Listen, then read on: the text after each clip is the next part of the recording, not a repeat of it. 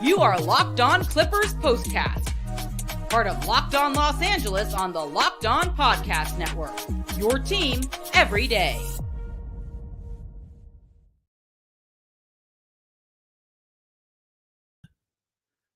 There I am. Welcome to the Locked On Clippers POSTCAST on the Locked On Sports LA YouTube channel, where we come in right after the game and recap it for you. A loss today, but a fun game nonetheless. That was a lot of fun. We'll get into it here in just a second. But first, today's episode is brought to you by Nissan. Are you the kind of driver that likes to push things a little further? Even wonder what could be around the next corner?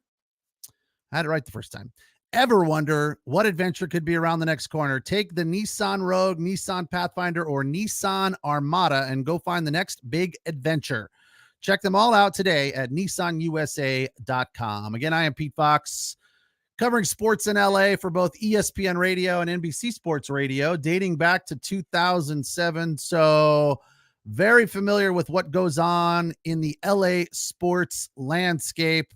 Right now, the Clippers are starting to get back on track. In spite of a loss today, they played very well. Gave me exactly what I have been asking for, a good start. I was like, of course, this is what we get when Kawhi Leonard and Paul George are out. We get a good start.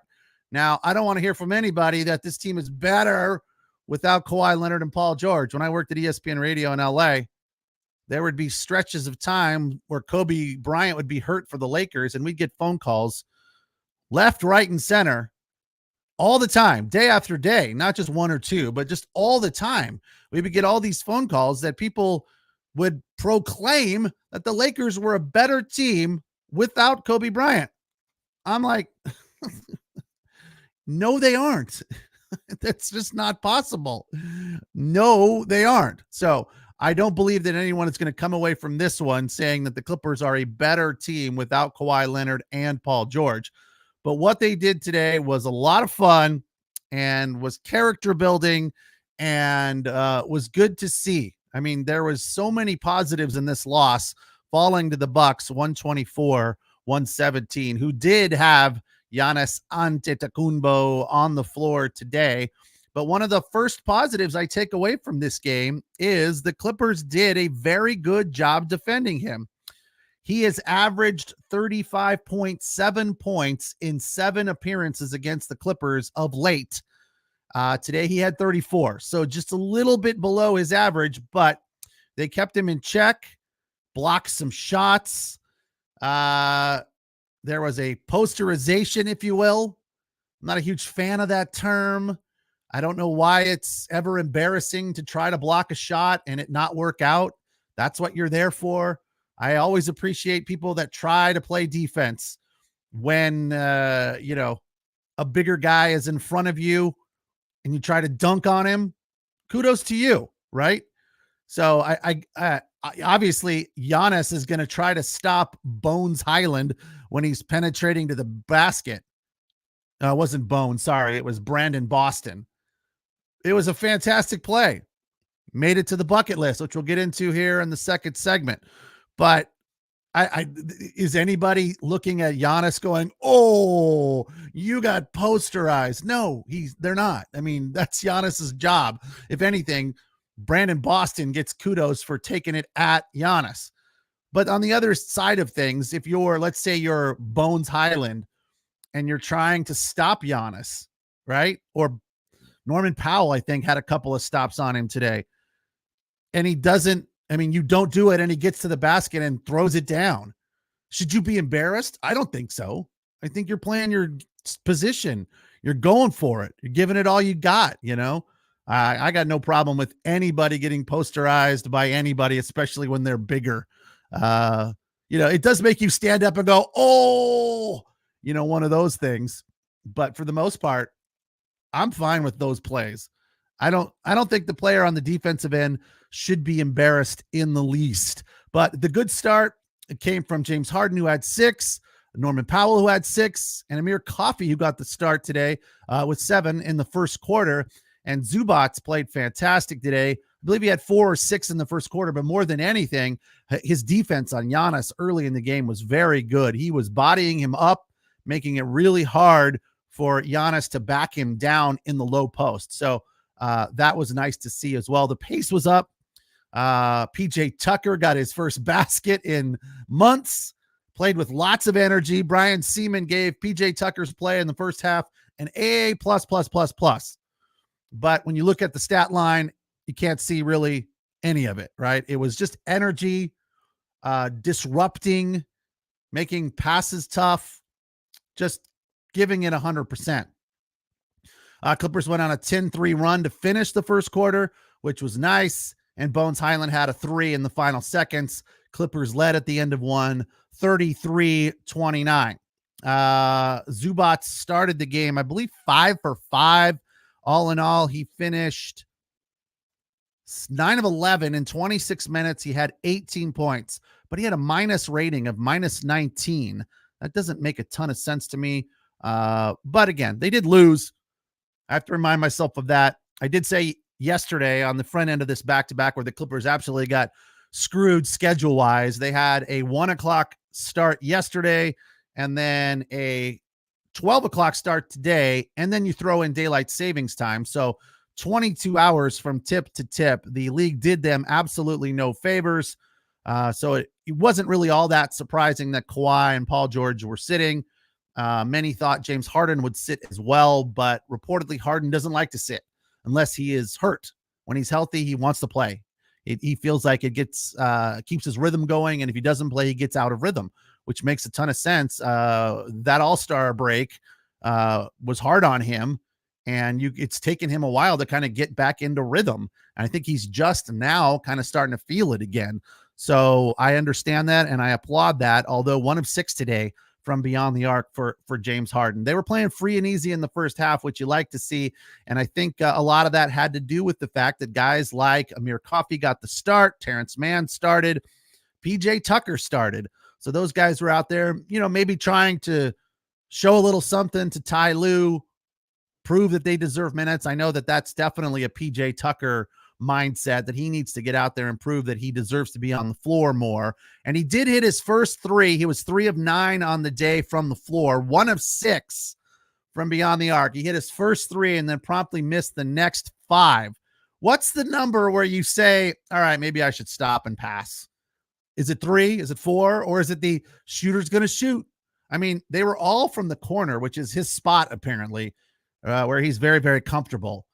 But at some point, if I'm PJ Tucker, I'm going to be reluctant to shoot anymore. I'm going to give the ball up. PJ Tucker is not the kind of shooter that needs the ball. He's not James Harden, right?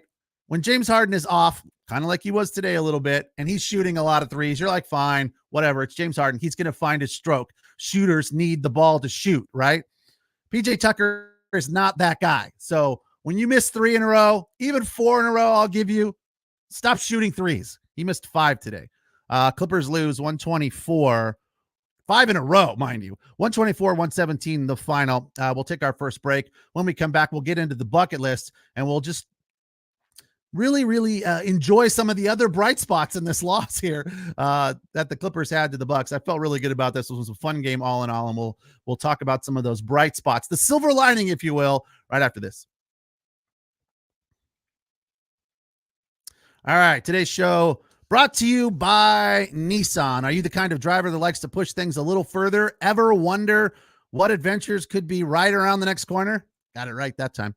Our friends at Nissan have a lineup of SUVs with the capabilities to take your adventure to the next level, like the 2024 Nissan Rogue. I have a friend who's owned multiple Nissan Rogues and absolutely loves them. I'm a Nissan car guy. I've had many cars, but I've never had a Nissan SUV, but I absolutely have heard great things. It's perfect for city drives and great escapes. Class exclusive. I love tech when it comes to cars. It has the Google built-in, always updating you assistant to call on for almost anything. Gone are the days of connecting your phone. Google Assistant, Google Maps, and Google Play Store are built right into the 12.3-inch HD touchscreen infotainment system.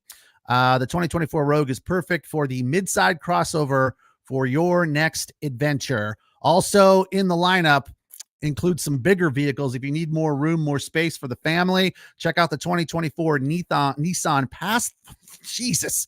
Check out the 2024 Nissan Pathfinder. Nissan Pathfinder has room for up to 8 expansive cargo space and advanced capability of the 4x4 with 284 horsepower and up to 6,000 pounds towing, which is perfect for the big boats, not the huge ones, but mid-sized boats. I have a 2,000-pound boat, so this would take care of that. Absolutely no problem. It'll tow small trailers as well. When adventure calls, the Pathfinder is there to answer.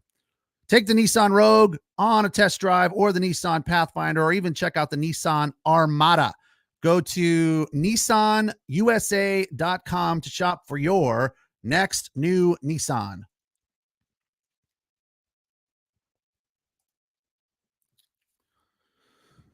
Holy cow. Tough time saying Nissan Pathfinder. I don't know that that's ever tripped me up before. I almost dropped an F-bomb there because I couldn't get Nissan Pathfinder out. All right, Clippers fall here to the Bucks in Los Angeles. The second night or day of a back-to-back. Didn't expect much out of them, so they gave me way, way more than I expected. I thought they would get run out of the building, especially with Giannis on the floor. 124-117 the final as they fall to the Bucks in downtown. They are now off for a day, and then on Wednesday, they will take on the Minnesota Timberwolves one more time. That'll be in LA, the third game of this 3-game homestand. So all in all, I think what we come away from this game is encouraged. We feel like these guys coming off the bench that got extra minutes. Bones Highland has impressed me almost every day he's been on the floor, except the first one when Russell Westbrook got hurt. And it's gotten better game after game after game. He has more energy. He's more clutch. He's more dynamic. He's making fantastic shots and really exciting shots, making good passes, playing defense. He's doing a lot. I mean, to a certain extent, you have to wonder if Ty Lue is going to struggle to get Bones Highland in there more when Russ comes back. Today he played 21 minutes, 5 of 12, 2 threes for 12 points. He had 5 assists and 1 steal. So a really nice performance from Bones Highland. But more than anything, the thing I liked is the energy. And he had one play that was just really dynamic, penetrating to the basket. Oh, no, that was Brandon Boston. Sorry. I keep getting Brandon Boston and Bones Highland confused. But Brandon Boston also some very effective minutes, 18, 2 of 9, 1 3, 5 points. So I like seeing energy from those guys. I like when they come on the floor and perform. Mason Plumlee played 7 minutes. It's the first time we've seen him for a couple of games since he had that huge second half. So I was wondering what got him in the doghouse. He played great in that second half, helped the Clippers get that come from behind win. I think it was against the Rockets. And then we haven't seen him since. Like, what happened there? But Daniel Tice got the extra minutes when Zubats was resting today. 15. He was 1 of 2. He had 6 rebounds and 2 blocks, just 2 points, but played really well. Didn't have any dumb fouls like he did last night or yesterday. He had 2 very foolish offensive fouls in the pick and roll. He's a little lazy in the pick and roll. And the Clippers, it's not just him. They're somewhat notorious. The coach Mike Fratello brought this up as I was writing the note down. So that made me feel good that I had the correct information, that they kept getting called for offensive fouls in the pick and roll where the guy setting the pick wasn't set. I'm like, you can't, you got to be better there. You can't do that. That's basic. Today they were all pick and rolling very effectively, both sides. This was a big time pick and roll game for the Clippers and the Bucks. They were picking and rolling for both Giannis and Dame Lillard on the regular today. Dame Lillard, a huge game, 11 of 19, 7 threes for 35 points. You thought for a second in the second quarter that maybe he cooled off. And I looked at that and said, is he cooling off or is he just taking a break? I didn't think it was the Clippers defense because he didn't make any baskets in the second quarter. He was 4 of 4 at the beginning of the game for the Bucks from distance. And then in the second quarter, he had a couple of free throws and then got hot again in the third and fourth quarter and made very clutch baskets, again, finishing with 35 points, 11 assists, and 7 rebounds. Huge game for him. And Giannis, 12 of 24, 34 points, a plus minus of 19, and he had 10 assists, 7 rebounds, missed 5 free throws, though. But I guess that's right around his average. He was not terrible at the line per the announcers and what his average is. So missing 5 is pretty okay. He's not a great free throw shooter. All right, let's get into the bucket list for today as the Clippers fall to the Bucks in LA at Crypto 124-117. In at number 5, PJ Tucker had a layup. It was under 3 minutes of the first quarter, but most importantly, it gave the Clippers the lead 27-26, and it was his first basket since November. So you have to give PJ Tucker credit for not being a disgruntled teammate. He hasn't played in a while. He got some action a few games ago, and has been sprinkled in the lineup occasionally by Ty Lue here and there. But today he got the start and played big minutes. And even though he didn't have a big stat line, he had a big impact. So his first basket since November gave the Clippers a 27-26 lead. In at number 4 on the bucket list today, a coffee bank 3. Yes, the bank was open for Amir Coffee, 5:45 of the second. It got the Clippers to a 45-45 tie. It came at 5:45, and it tied the game at 45.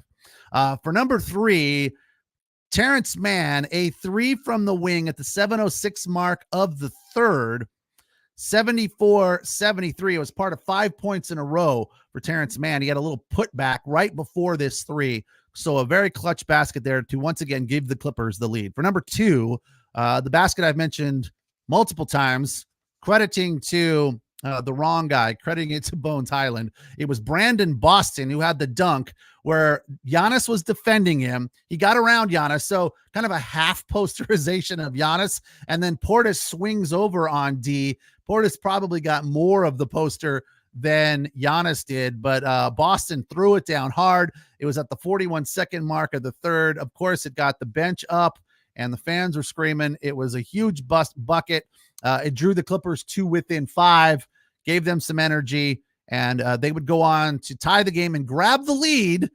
But as we all know, it didn't hold up for very long. And number 1, the best bucket of the day for me was Bones Highland, a deep 3 where he was just kind of dribbling around playing iso ball. It was him and the defender, and he just stepped back and buried it from about 3 or 4 feet beyond the arc. It came at the 8:20 mark of the fourth. It gave the Clippers a 98-96 lead. That, unfortunately, would be the last time they led the game. It came after a nice fast break layup from Bones Highland as well. The dagger was from Damian Lillard. It was a 3 in the final minute and a half that gave the Bucks a 10-point advantage, 119-109, as they go on to win it 124-117. Our final break. When we come back, we'll do the superlatives, and we'll also talk about their next opponent in a couple of days, what's going on with the T-Wolves.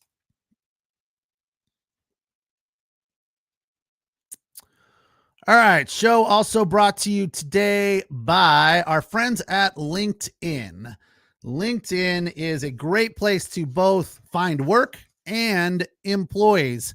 What's the one move that I can make that'll take my business to the next level? Hiring the right people. LinkedIn Jobs knows that all your success depends on the team you surround yourself with. That's why LinkedIn Jobs has created the tools to help you find the right professionals for your team faster, and most importantly, it's free. Hiring is very easy with LinkedIn Jobs when you have that many qualified candidates. So easy that, in fact, 86% of small businesses get a qualified candidate within just 24 hours. It's why small businesses rate LinkedIn Jobs number 1 in delivering quality hires versus leading competitors. LinkedIn also knows that small businesses are wearing so many hats. You're the marketer, you're the boss, you even clean up at times. You got a lot of stuff to do when you run a small business. You have to buy the supplies. You have to run the business. Sometimes you got to get in there and deal with the customers specifically. So you don't always have a ton of time to go out there and find people, and sometimes sorting through resumes. I know for us in our small business, when we need to hire people, sorting through the resumes can be really time consuming. Well, LinkedIn Jobs makes all of that very, very simple. And thankfully, with LinkedIn Jobs, the process is intuitive and it's quick. And more than anything, it's easy and free. Post your job for free at linkedin.com/LockedOnNBA. That's linkedin.com/LockedOnNBA to post your job for free. Terms and conditions apply.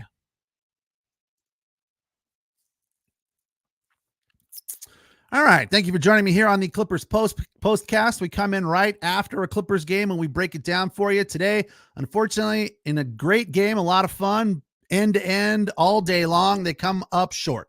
They come up in a 124-117 loss in a game that was absent of Kawhi Leonard and Paul George. So we got to see some other guys get some big minutes, like PJ Tucker. And I thought he performed well. Lots of energy, played 26 minutes, made 3 shots, hit 1 3, and had 6 rebounds, 2 assists, 7 points, plus minus rating of -9. Also want to remind you that in addition to watching us here on YouTube on the Locked On Sports LA YouTube channel, you can download us on the Locked On Clippers podcast feed wherever you find your podcasts. Again, Clippers fall 124-117 without Kawhi Leonard, without Paul George, but Ivica Zubac had it going today with that leaping leaner. This is something that I have become a big fan of, as I talk about frequently. I feel like Zubac is that security blanket. I often refer to Kawhi Leonard as a security blanket. When we need a bucket, when we need to stop a run from the opponent, when there is a deficit that's getting out of control and you just need to put some points on the board, you get the ball in the paint to Zubac, and it doesn't really matter who's on him. I mean, if he can deal with Giannis Antetokounmpo, then he can deal with just about anybody. Obviously coming up in a couple of days, they're taking on the T-Wolves again, who will be without Karl Anthony Towns. But, that doesn't mean that all of a sudden the T-Wolves are a bad team. They're still one of the top defensive teams in the league. So, Giannis is tough to deal with, but Zoo did a good job today. He did a good job offensively dealing with Giannis, and he did a good job defensively dealing with Giannis. But he gets that leaping leaner in crucial times when you feel like the Clippers really, really need a bucket. So that has become a big, important, consistent factor for the Clippers, and I really, really love that. James Harden today in 36 minutes, 5 of 16, just the 1 3, 2 of 2 from the line. He had 11 assists. So first time in a while that the Clippers have not won when James Harden had more than 10 assists. His plus minus was -13. He had 13 points. Terrence Mann started 6 of 10, 2 threes, clutch minutes. He had 16 on the day, no other major stats, 1 assist and just 2 rebounds. Amir Coffey in 30 minutes, 6 of 11, 4 of 6 from beyond the arc.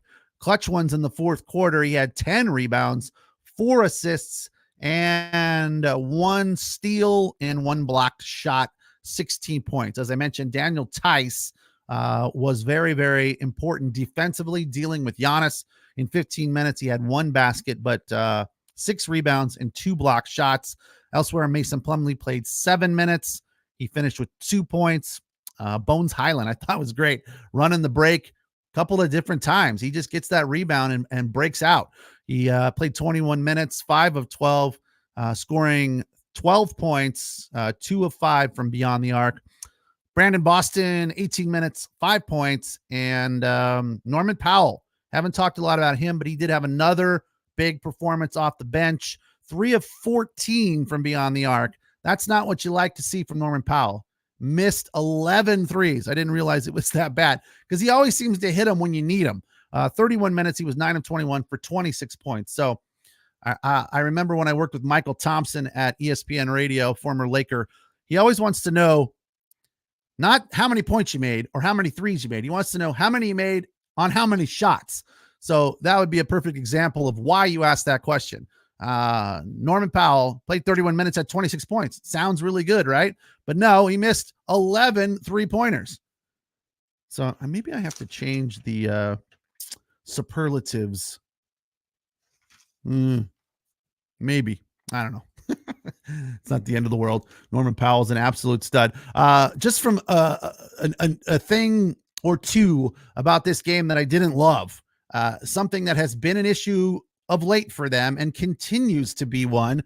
Their D in transition was just weak, not getting back, not defending after a missed three, not getting home.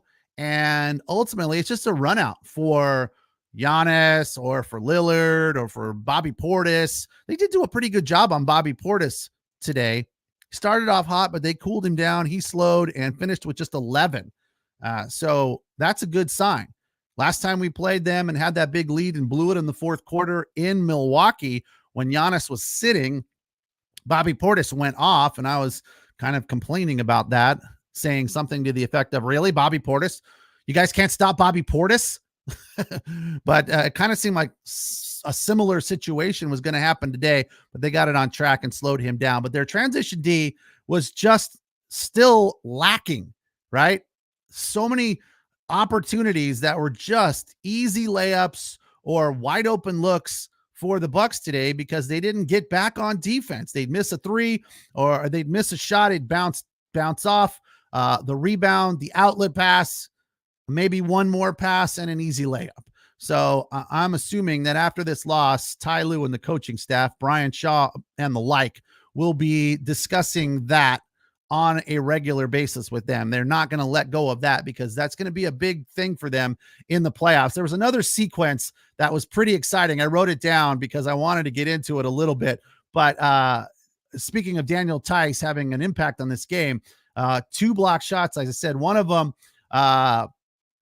it came on Giannis, the rebound to Tice, the outlet to Bones on a break. He then missed the layup. Terrence Mann with a follow, and Doc Rivers was so upset thinking it was in the cylinder that Doc got teed up. But it was just a fun sequence because, you thought Giannis would back down Daniel Tice, and he didn't. Tice got the block, the outlet to Bones, who ran the break, as he did a few times today. It was very exciting. He did miss the layup. It was one of those layups that would have been, without a doubt, the best play of the game had he made it, because he started his approach well beyond the free throw line and came over the top with the ball over his head, kind of a 360 attempt, but or hammer, if you will. But it didn't quite get there. Terrence Mann was right behind him with the follow to put it in, and that's what sent Doc Rivers off.